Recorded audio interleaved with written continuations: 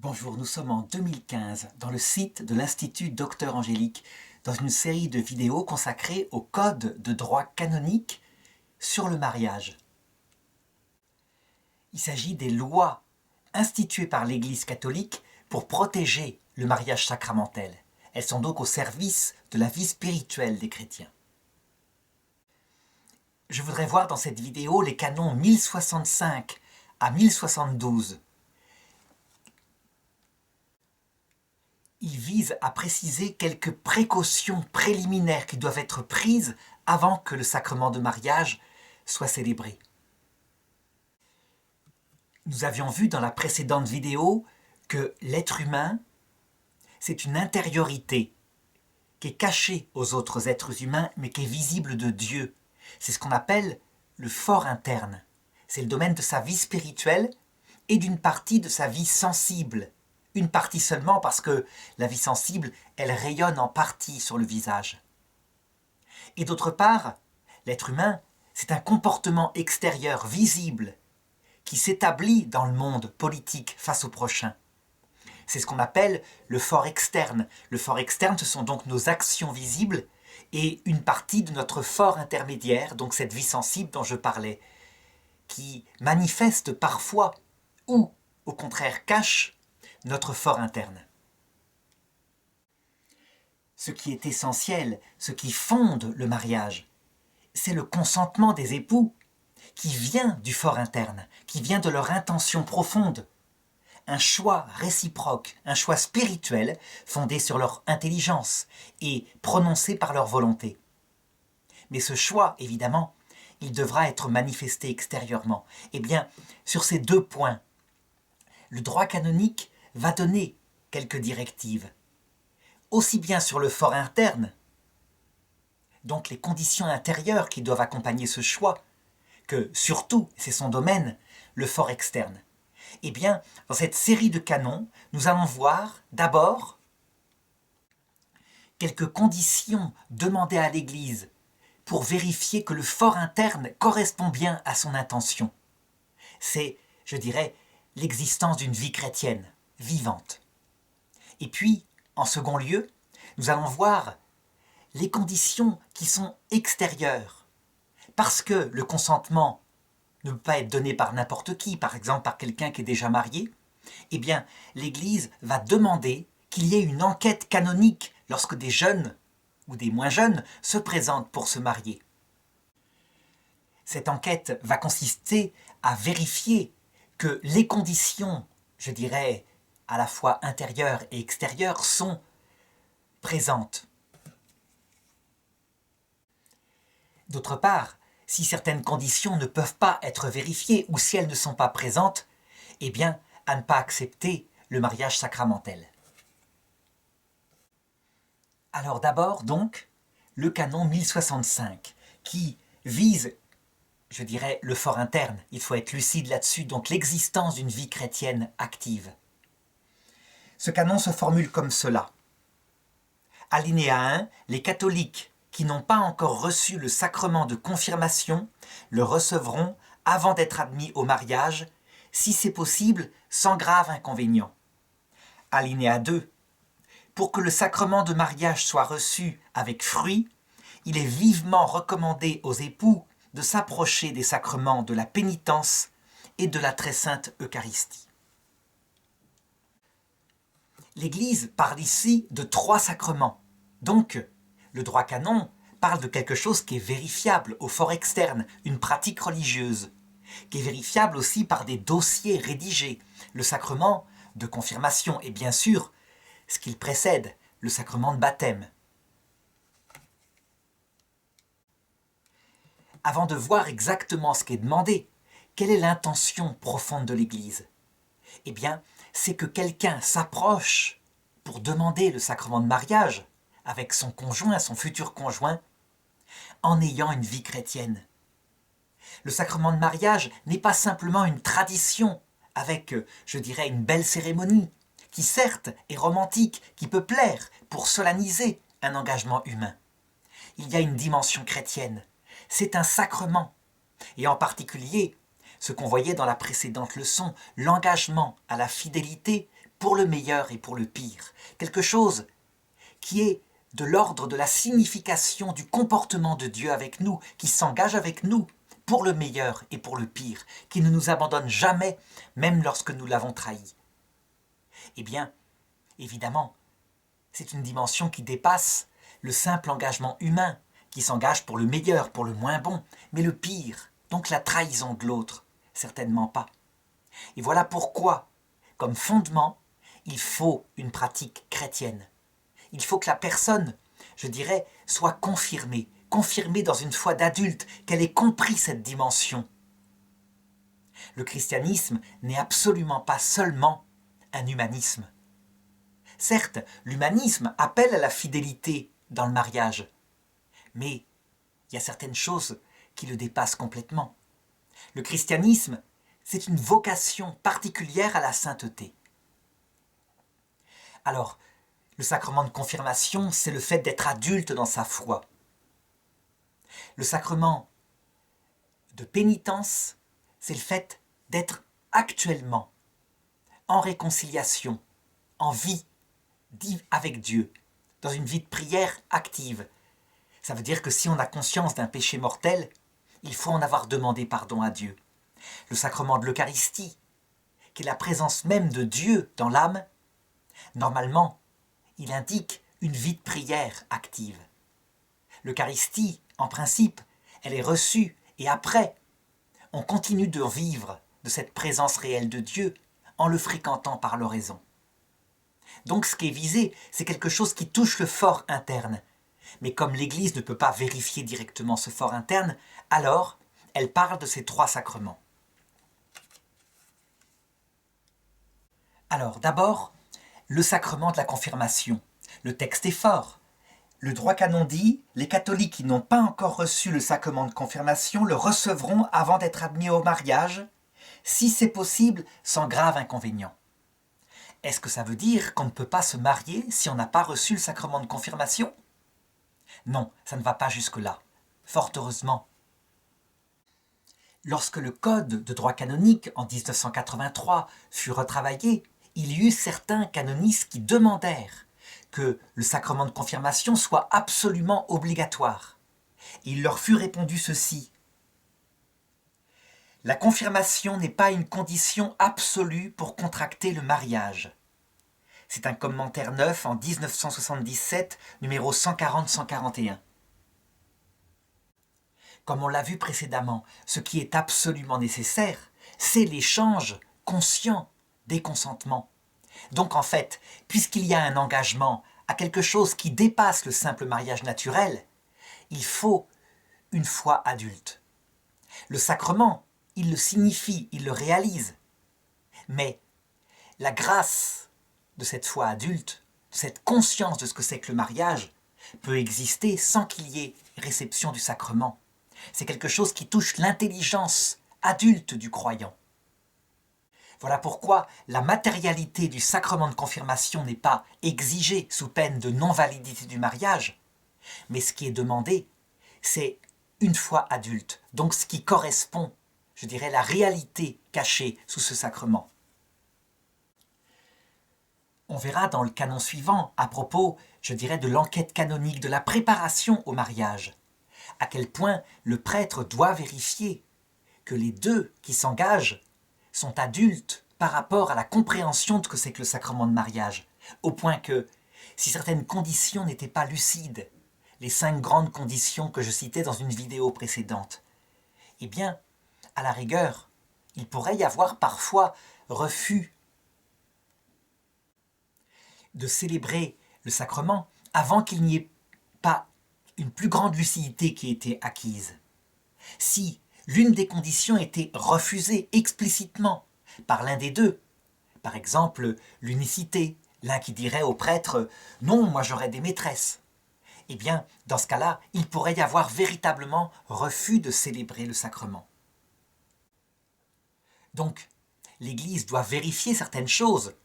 On peut lui mentir, comme je l'ai dit, mais en tout cas, devant Dieu, devant la loi de Dieu, il n'y a pas de mensonge, et c'est ce qui est indiqué par ce canon. Pour ce qui concerne le sacrement de pénitence et le sacrement d'Eucharistie, l'Église a un langage, je dirais, moins ferme, un langage plus intérieur. Elle dit « il est fortement recommandé ». C'est là que s'exerce toute la prudence.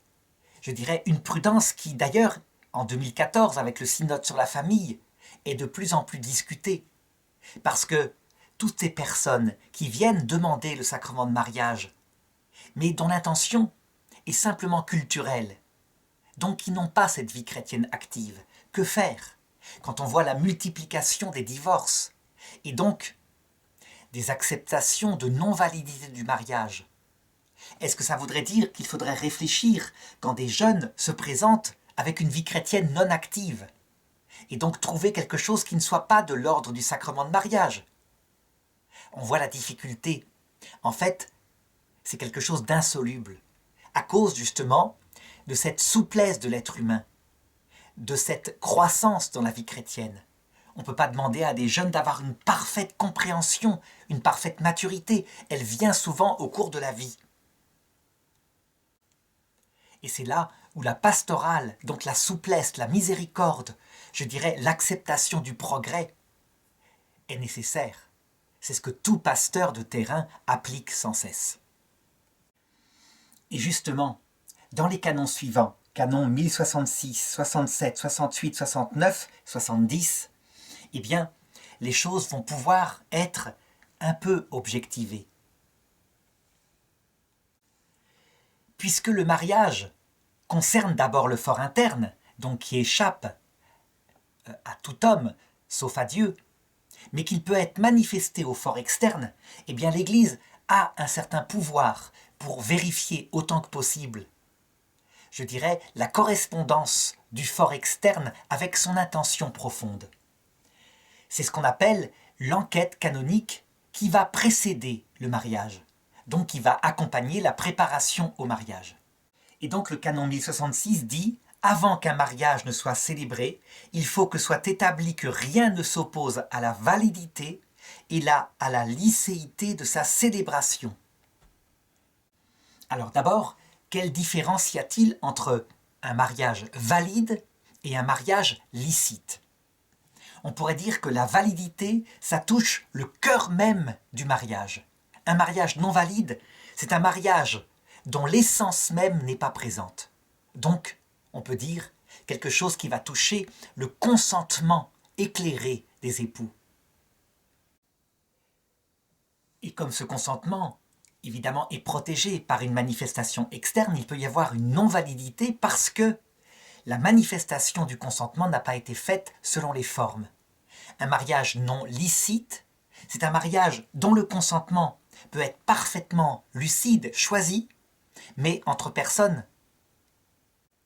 qui, pour une raison extérieure à ce consentement, ne peuvent pas le prononcer. Par exemple, l'un des deux est mineur, ou, comme en France, il n'y a pas eu de mariage célébré d'abord civilement, alors que c'est nécessaire pour que, dans un deuxième temps, le mariage religieux soit célébré. Les cas sont tellement multiples et aussi parfois ils dépendent des pays, des lois civiles des pays où est célébré ce mariage, qu'on ne peut pas aborder ça ici dans le détail. C'est pourquoi le canon 1067 fait appel aux conférences épiscopales de chaque pays pour adapter les conditions du droit en fonction de la situation de leur pays. Donc voilà comment il s'explique, il se lit. La conférence des évêques fixera les règles concernant l'examen des époux, ainsi que les publications de mariage et les autres moyens opportuns pour mener les recherches nécessaires avant le mariage. Ces règles seront soigneusement observées. Le curé pourra procéder à l'assistance au mariage. Donc, finalement, la première chose qui doit être vérifiée, c'est la possibilité qu'ont ces fiancés à échanger leur consentement. Il faut qu'ils soient libres. Et donc, évidemment, comme le mariage ne peut être donné qu'une fois, il n'y a pas de bigamie dans le catholicisme, eh bien, il faudra bien vérifier les registres, vérifier s'il n'y a pas eu un autre mariage auparavant. Et pour vérifier cela, Rien de tel qu'une publication extérieure, qui peut être une publication des bancs, donc un affichage public sur le parvis de l'église, l'annonce quelques semaines avant du mariage d'un tel avec une telle. Mais quelquefois, cette publication des bancs où quelqu'un pourrait intervenir pour dire « Mais non, la personne un tel est déjà mariée », eh bien, elle peut être adaptée. Par exemple, en Belgique, c'est plutôt une prière publique dans une messe qui précède pour les futurs époux dont on annonce le mariage qui aura lieu à telle date. Il faut vérifier aussi la qualité de l'intention des époux. Est-ce que véritablement le mariage qu'ils veulent contracter est selon les intentions de l'Église? Donc ça va impliquer une préparation au mariage qui pourra être faite par le prêtre ou quelqu'un de délégué par le prêtre. On voit bien qu'il faudra un minimum d'entretien personnel avec les futurs époux. Et peut-être même parfois qu'ils puissent formuler par écrit les intentions qu'ils ont en demandant un mariage sacramentel. Alors évidemment, faire un interrogatoire légaliste en leur demandant si les 5 conditions, unité, indissolubilité, fidélité, acceptation des enfants, éducation chrétienne des enfants, faire un interrogatoire point par point comme ça, formel, ça pourrait être choquant.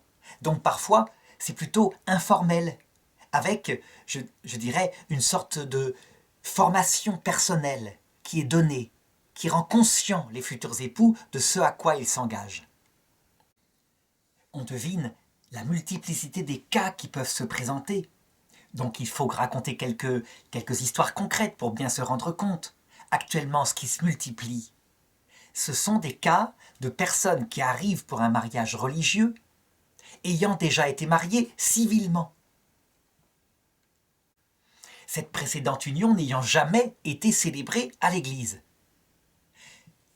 Imaginons que le mariage civil précédent n'est pas encore abouti à un divorce civil. Il faut bien se prononcer. Donc, il faut élaborer un dossier qui est envoyé, là, on le voit bien, vu la complication, à l'évêché. Et l'évêché, dans ce cas-là, devra donner ce qu'on appelle un nihil obstat, pas d'obstacle. En l'occurrence, elle s'opposera, elle dira « il faut attendre que le divorce civil soit prononcé ». Mais lorsque le divorce civil est prononcé et qu'il n'y a pas eu de précédent mariage religieux, alors en général, il y aura un nihil obstat, donc pas d'obstacle, venant de l'évêché. La complexité des cas se multiplie avec les autres formes d'union qui ont été inventées depuis 10-20 ans en Occident. Par exemple le Pax. Imaginons un Pax qui a été rompu et des enfants sont nés d'un précédent Pax. En France, le Pax est quelque chose de français. C'est donc une simple union civile qui peut être réformée par une lettre recommandée, en gros. Eh bien, là aussi, évidemment, il faut que le prêtre ou la personne qui fait la préparation au mariage sacramentel envoie à l'évêché ce dossier pour obtenir un nihil obstat. Si ce mariage non religieux a été célébré dans un autre pays où la loi civile est encore différente de celle de la France, l'exemple que j'ai pris, et qu'un mariage religieux doit être célébré ensuite en France, ça complique encore les choses. Et on voit bien qu'une enquête sérieuse doit être faite. C'est là où tout l'art des juristes, des canonistes dans l'Église devra s'appliquer pour résoudre par cas les situations complexes qui se présentent. Alors évidemment, cette enquête nécessaire pour vérifier à la fois la liberté des 2 futurs époux et aussi la qualité de leur consentement, elle est liée à une pastorale. Ça veut dire, comme je l'ai dit, ce droit est au service de leur mariage. C'est donc pas quelque chose de juridiquement sec. Et la preuve, c'est le canon 1068, qui parle du danger de mort.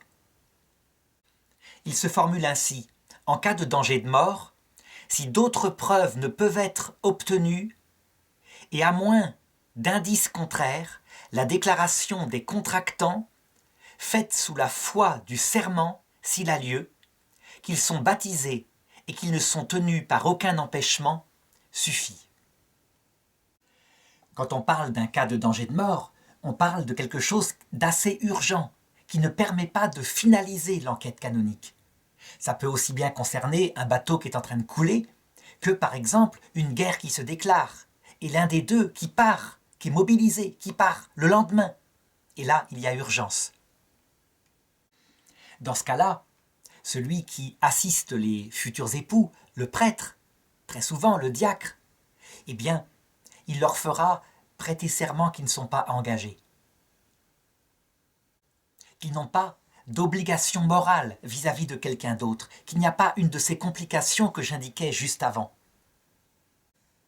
Dans ce cas-là, le mariage, s'ils n'ont pas menti, sera non seulement licite, bien que l'enquête n'ait pas été bien faite, ce n'était pas possible, mais il sera valide, bien que le dossier n'ait pas forcément été signé, parce qu'il n'était pas là, pas présent, c'était une urgence. On le voit dans ce canon-là, le bien des époux, la loi est à son service et non pas l'inverse.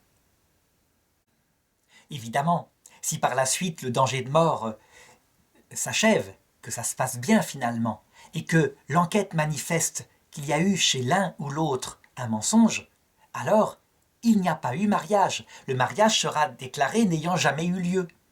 Si au contraire le serment était droit, était honnête de la part des deux, eh bien le mariage sera simplement marqué dans le registre et la signature des époux et des témoins.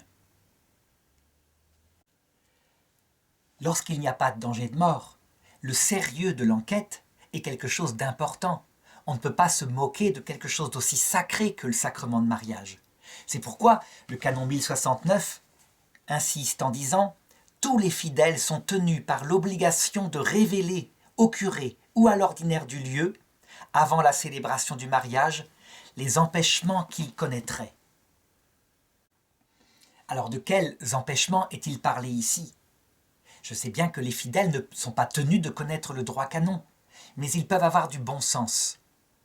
Je dirais que s'ils savent, par exemple, que cet homme a eu par ailleurs une famille, sans être marié, des enfants, avec une autre femme, qu'il a abandonnée, on pourra dire que, techniquement, il n'y a pas d'empêchement au sacrement de mariage puisqu'il ne l'a jamais reçu avec cette autre femme.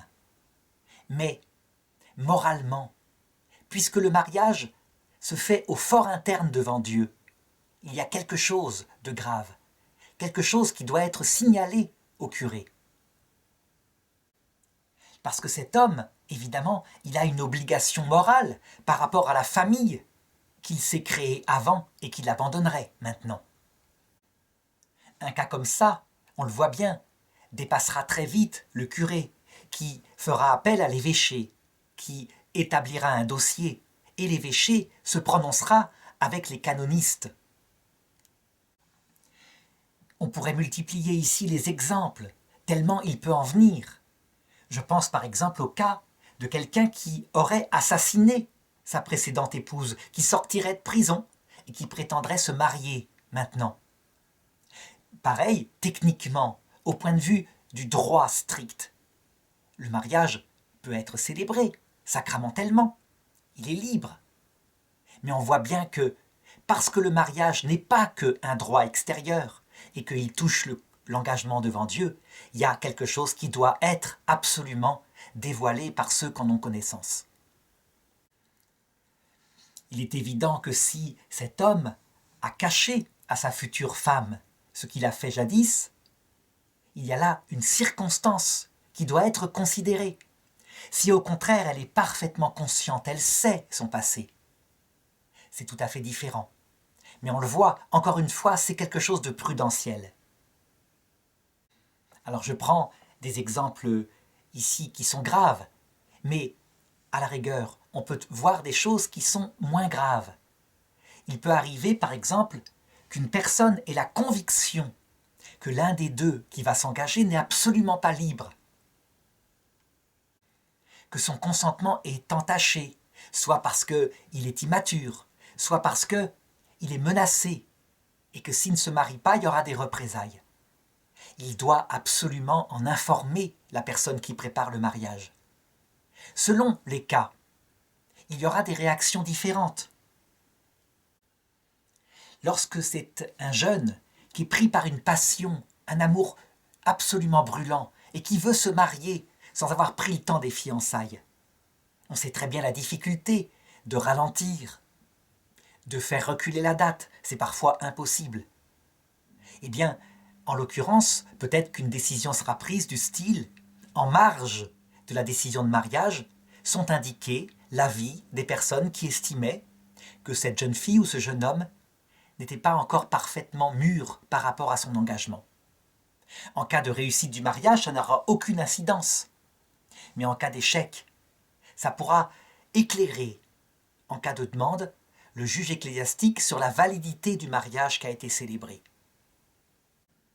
Alors évidemment, j'ai pris ici des exemples complexes, mais il y a des exemples très simples, comme par exemple le fait qu'une personne est déjà mariée, soit sacramentellement, et ça n'a pas été repéré, soit dans une autre église, par exemple chez les orthodoxes, et ça n'a pas été signalé. Eh bien là, évidemment, il y a un devoir de le signaler à celui qui prépare le mariage. Le canon 1070 dit ceci: « Si un autre que le curé, à qui il revient d'assister au mariage, a mené l'enquête, il informera aussitôt le curé du résultat de l'enquête par document authentique. » Alors ici, on touche à des cas très concrets, très fréquents. Par exemple, un couple qui voudrait se préparer au mariage sérieusement, en dehors de sa paroisse. Normalement, celui qui est responsable de l'enquête canonique, c'est le curé de la paroisse d'un des deux époux, là où va avoir lieu le mariage. Évidemment, il peut y avoir souplesse. Prenons des jeunes gens qui veulent se préparer dans un monastère, auprès d'un moine. Et ce moine célébrera éventuellement le mariage. Comment va-t-il être procédé? Le responsable, c'est donc le curé de la paroisse. Les jeunes gens vont le voir, expriment leur désir d'être préparés ailleurs.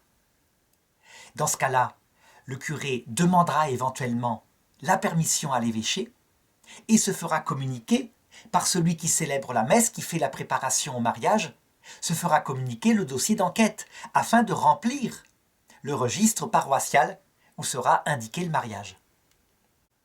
Très souvent, le curé de la paroisse n'a même pas besoin de demander la permission à l'évêque. Il suffit qu'il délègue avec sa propre permission. Mais il est important que les registres, que l'enquête soit sérieusement faite et communiquée à quelqu'un qui centralise. Parce qu'en effet, cette personne qui centralise devra ensuite informer la paroisse de baptême des deux, pour que ce soit marqué dans leur acte de baptême, le fait qu'ils ont été mariés à l'église tel jour.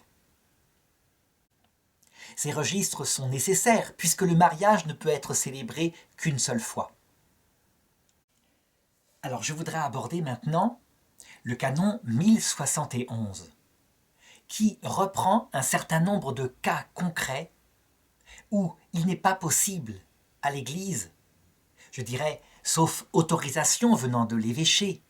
Évidemment, il y a toujours cette souplesse, cette prudence, tellement est complexe le cas concret que vive chacun, mais où ne peut pas être conféré le sacrement de mariage catholique. Ce canon est formulé comme cela, sauf le cas de nécessité, donc le danger de mort. Personne n'assistera sans l'autorisation de l'ordinaire du lieu, au mariage, etc. Alors d'abord, qu'est-ce que ça veut dire assister au mariage?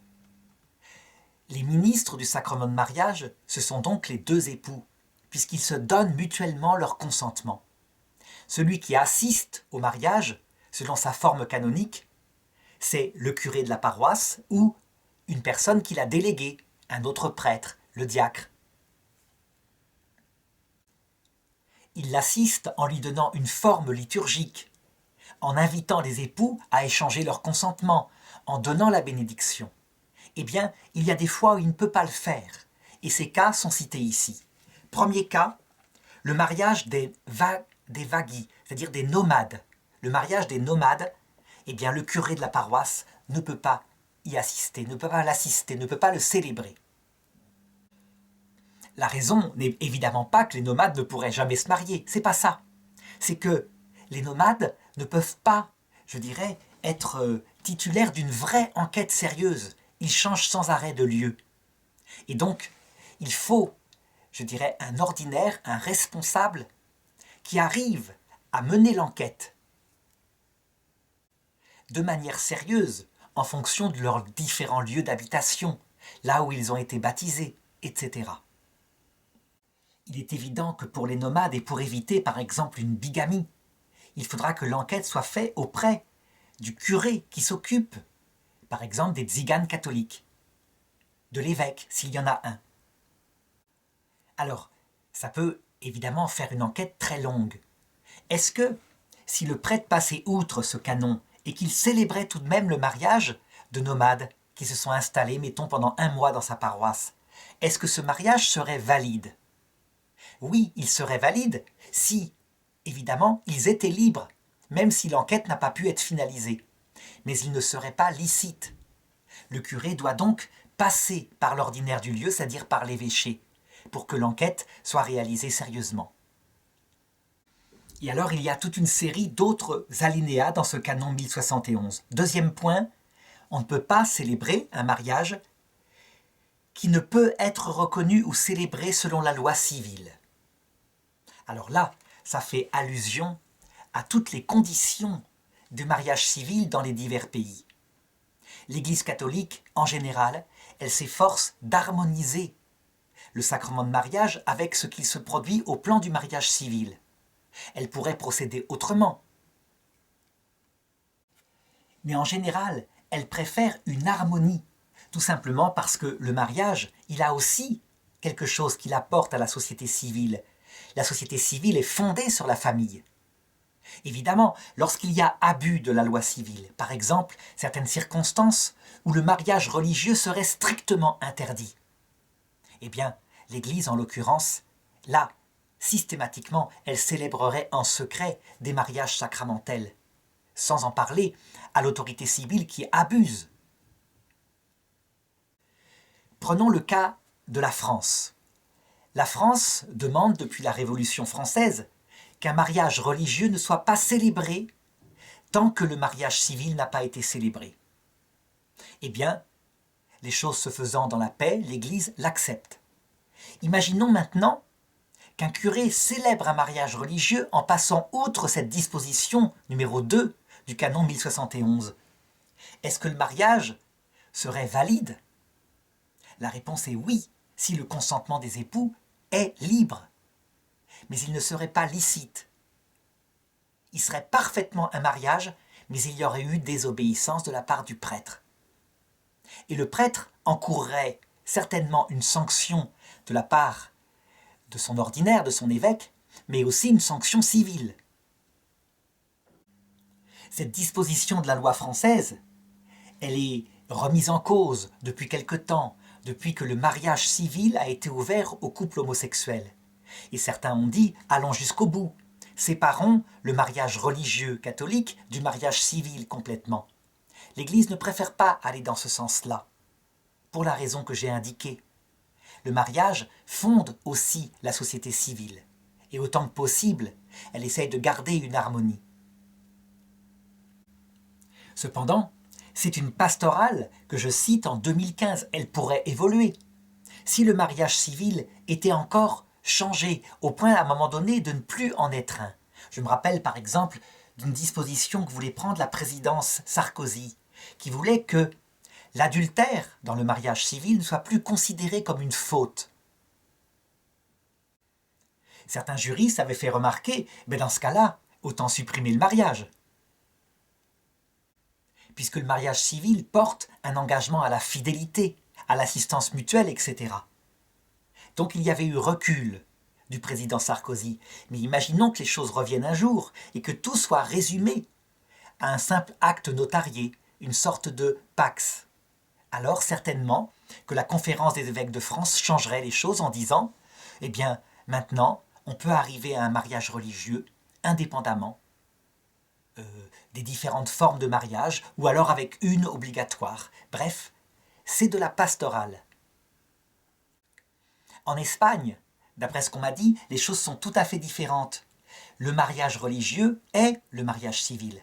Ça veut dire que lorsqu'il y a mariage religieux, il est marqué dans les registres civils. Donc, les choses se passent autrement et le droit canon s'adapte, les conférences épiscopales marquent les conditions. L'État espagnol, lui aussi, évolue. La présence d'athées fait qu'il peut y avoir des gens qui ne veulent pas se marier à l'église, qui se marient civilement, et dans ce cas-là, évidemment, est organisé un mariage civil qui ne soit pas religieux. Le troisième alinéa. Donc, sauf cas de nécessité, personne n'assistera, sans autorisation de l'ordinaire du lieu, au mariage de la personne qui est tenue par des obligations naturelles envers une autre partie ou envers les enfants nés d'une précédente union. Donc ce sont les cas que j'indiquais un peu plus haut à titre d'exemple. La complication des situations actuelles, avec des concubinages qui en fait ont été, au point de vue naturel, des vrais mariages avec un engagement intime des époux et la venue d'enfants. Et puis, à un moment donné, l'un des deux plaque l'autre et voudrait contracter un mariage religieux avec une autre personne. Ça peut être aussi des gens pacsés qui ont eu des enfants ou pas, ou des gens mariés civilement qui ont divorcé ou pas. Eh bien, devant la multiplication de ces cas-là, il faut, pour que le mariage soit licite, la validité c'est autre chose. Là, il faut une enquête plus approfondie, mais en tout cas, il faut remonter à l'ordinaire du lieu, c'est-à-dire à l'évêché. Il faut que le curé pose la question à l'évêché du cas particulier qui se présente. On peut dire que, prudentiellement, selon les cas, l'évêché se prononcera. Si c'est un homme qui prétend se marier maintenant religieusement et qui a notoirement abandonné la femme dont il a eu des enfants, qui a trahi son engagement naturel, allant parfois jusqu'à ne pas verser de pension alimentaire ou même simplement l'abandon du domicile conjugal, il n'y aura probablement pas d'autorisation. Au contraire, si c'est un homme ou une femme qui ont été abandonnés par un conjoint dans une union naturelle, civile, qui ont été victimes, les choses seront tout à fait différentes et il y aura autorisation. Évidemment, entre ces deux extrêmes, il y a tout le panel des cas intermédiaires. Et donc, c'est extrêmement compliqué que de se prononcer. Quatrième alinéa. On n'assistera pas au mariage de la personne qui a rejeté notoirement la foi catholique. Et donc, là encore, il faut l'autorisation de l'ordinaire du lieu, donc de l'évêché.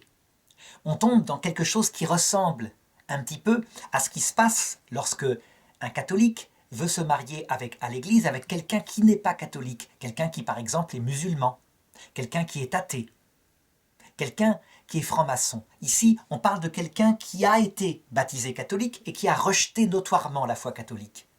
Le cas est un peu analogue, il faudra une dispense de disparité de culte et une préparation au mariage particulière, parce que la partie qui n'est plus catholique devra accepter de respecter l'autre et certaines conditions, les 5 points que j'ai indiqués. Unicité, une seule femme ou un seul mari. Indissolubilité, fidélité, acceptation des enfants, éducation chrétienne des enfants. La partie, je dirais, non catholique doit accepter que la partie catholique puisse mener les enfants au catéchisme et soit initiée à la foi chrétienne. Cette condition, je dirais, elle est de bon sens. Un couple mixte comme ça ne peut fonctionner que si la partie non catholique, comme d'ailleurs la partie catholique, respecte la conviction de l'autre. Sinon, évidemment, le couple va à la catastrophe.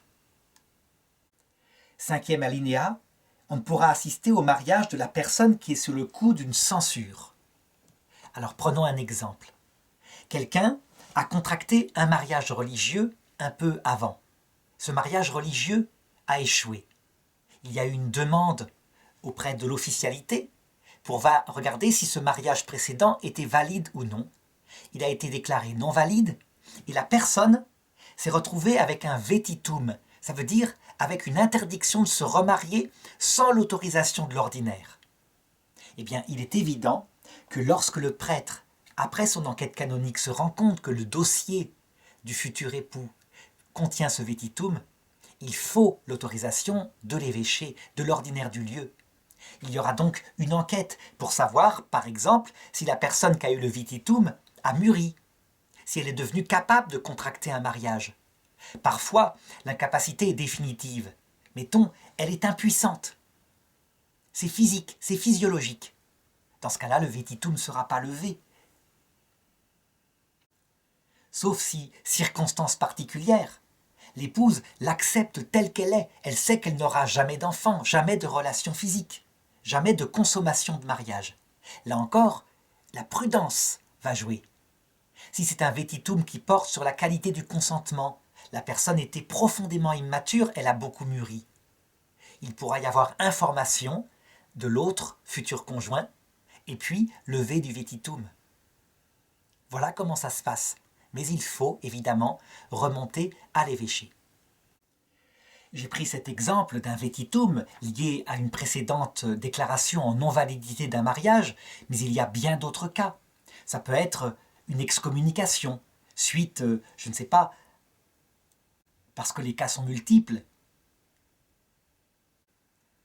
au fait d'un médecin qui pratique l'avortement volontaire et qui prétendrait se marier à l'Église tout en gardant ce métier. On voit là qu'un cas comme ça, il faut qu'il y ait changement dans la vie de la personne. Il faut qu'il y ait réconciliation avec l'Église. Il faut qu'il y ait levée de l'excommunication, late sententiae, qui est fixé sur ces personnes-là. Alors, le 6e alinéa porte ceci. On n'assistera pas au mariage, donc on ne célébrera pas le mariage d'un enfant mineur à l'insu ou malgré l'opposition raisonnable de ses parents. Selon le droit canonique, un enfant mineur, c'est quelqu'un qui a moins de 18 ans. J'avais montré dans une vidéo précédente que l'Église, à un moment donné, on voulait lui demander que l'autorisation des parents soit une condition de licéité du mariage, voire même de validité. C'était ce qu'avaient demandé en Espagne, je dirais, des théologiens à la Renaissance. L'Église avait refusé. Ce qui constitue le mariage, c'est le consentement des deux époux. Eh bien, en l'occurrence ici, l'Église met une condition raisonnable, une condition des enfants mineurs. Là, en l'occurrence, sous peine de non-licéité. Licéité, ça veut dire que le consentement échangé malgré tout, si un curé passait outre cette loi, si ce consentement se révélait parfaitement mûri, adulte, bien que l'un des deux soit mineur, le mariage serait valide. Mais la licéité ne serait pas là. Il faut donc, lorsque c'est un enfant mineur, que les parents soient avertis et que, s'ils s'opposent, ce soit de manière raisonnable. Qu'est-ce qu'on peut qualifier d'une opposition raisonnable? C'est par exemple si des parents disaient « Ma fille, qui a 17 ans, est passionnée, elle s'est embarquée dans un amour, ils n'ont même pas pris le temps de se connaître, elle est amoureuse et donc elle est aveuglée. » Cette opposition à un mariage célébré serait considérée comme raisonnable. Mais imaginons un cas différent, que l'enquête manifeste que les parents ne se sont jamais occupés de leur fille de 17 ans, que l'enfant a été placé dans une famille d'accueil, que cet enfant est extrêmement mûr, et que, simplement pour s'opposer à elle, il s'oppose à son mariage à 17 ans.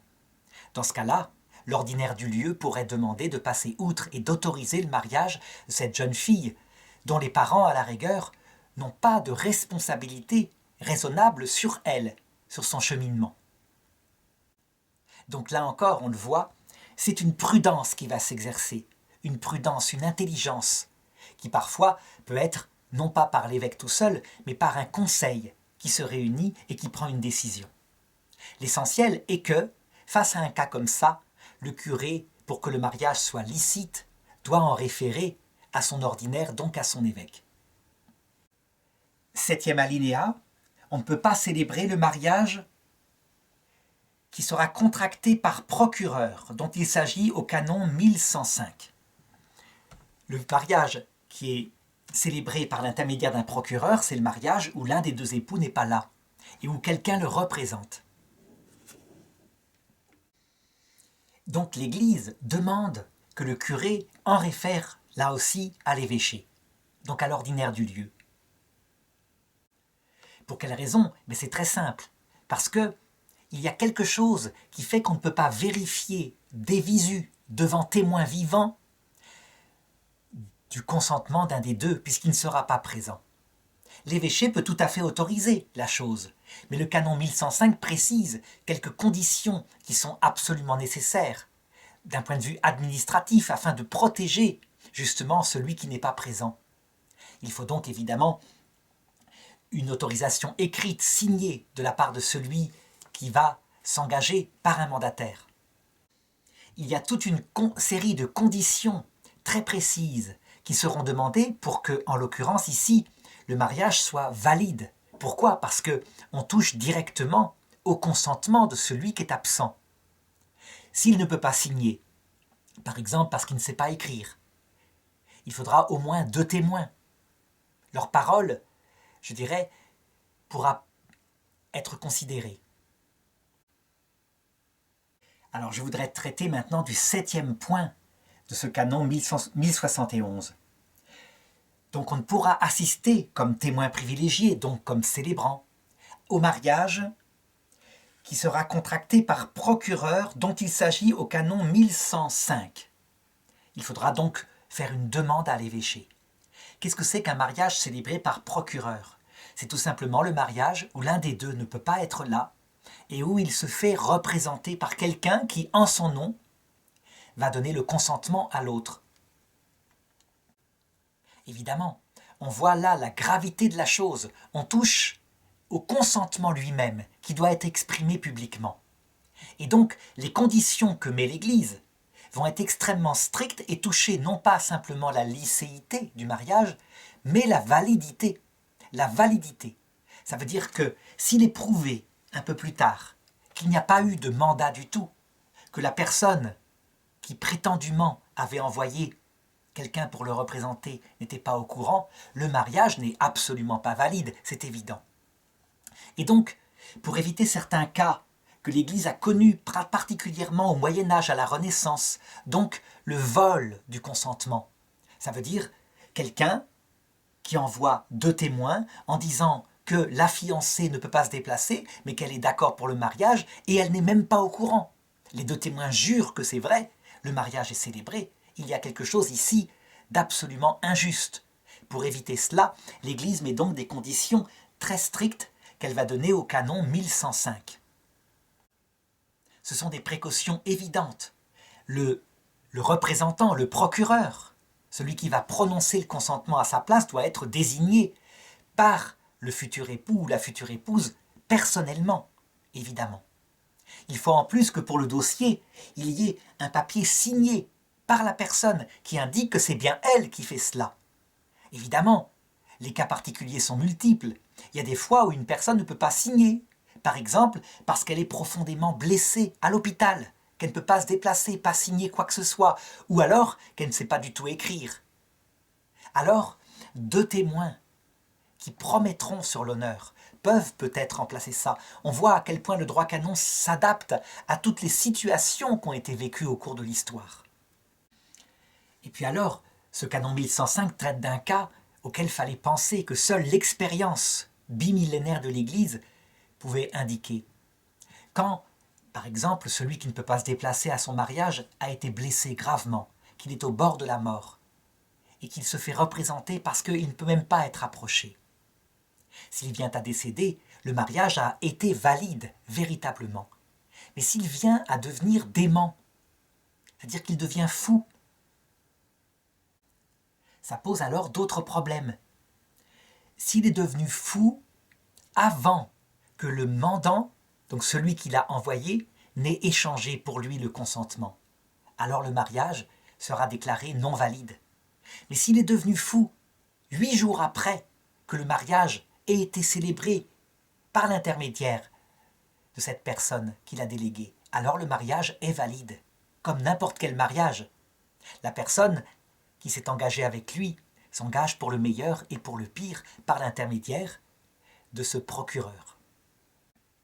Ce qui compte, comme toujours, c'est qu'on puisse dire qu'au moment où les consentements ont été échangés, la personne, même si elle n'était pas présente, était lucide, que son choix était libre. Alors il se pose ici des tas de cas auxquels on pense. Si par exemple, il y a ce mariage par un procurateur, mais qu'entre-temps l'autre est mort et qu'on ne le savait pas, est-ce que le mariage a été valide? La réponse non, puisqu'il n'était plus de ce monde. Vient ensuite le canon 1072, qui est un canon assez important au point de vue pastoral, parce qu'il vise à lutter contre le mariage des gens trop jeunes. Voilà ce qu'il dit. Les pasteurs d'âmes veilleront à détourner de la célébration du mariage les jeunes qui n'ont pas encore atteint l'âge, où, selon les mœurs de la région, on a l'habitude de contracter mariage. Ça ne peut pas se faire d'un seul coup. Lorsqu'une nation, par exemple un pays qui était précédemment animiste, devient chrétien, les choses se font progressivement. Mais la déplorable habitude de marier des enfants doit peu à peu disparaître.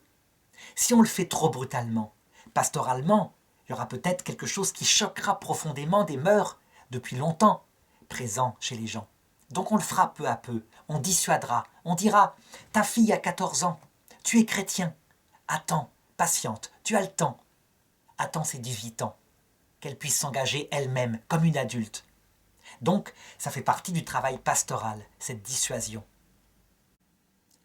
Ce travail, évidemment, se fait avec une certaine souplesse, parce qu'il est évident que, prenons simplement la France, une jeune fille travaillant à l'usine au XIXe siècle, travaillant depuis 4 ans, âgée, mettons, de 16 ans, a une maturité tout à fait différente d'une jeune fille, un siècle plus tard, qui a 16 ans, et lycéenne.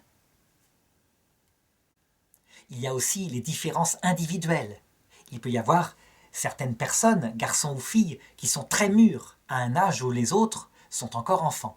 Mais ceci étant dit, il y a un appel pastoral à faire reculer le mariage des mineurs.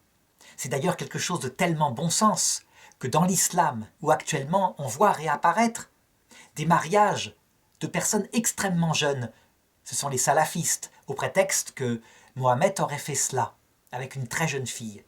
Eh bien, cela choque le bon sens non seulement des musulmans, mais aussi des gens qui n'ont aucune religion. On sent bien que le mariage implique la liberté de ceux qui s'engagent. Et donc que cette liberté implique une certaine maturité psychique et spirituelle. On sent bien que ce n'est pas seulement une loi de l'Église, mais que c'est une loi naturelle, commune à toutes les civilisations.